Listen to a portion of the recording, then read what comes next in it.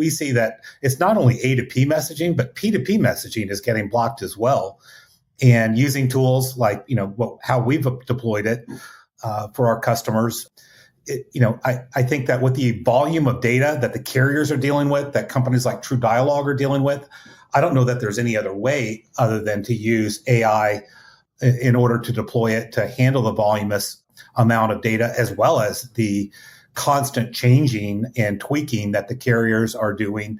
And that's each individual carrier. So again, multiply by 5 because they all have different settings, and being able to identify those quickly is paramount to the overall success of our customers. Yeah. And real quick, like terminology check, you use the term A2P and P2P. Do you mind just explaining for those less familiar?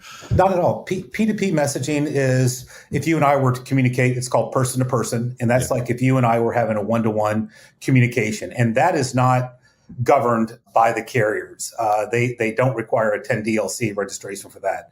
A2P, or application to person, is business to person communication. So a business or a government entity or a higher education institution that wants to communicate with their end users, that by the carrier's definition is called application to person. And that's what requires the 10 DLC registration and requires, and that's where the filtering starts, if you will.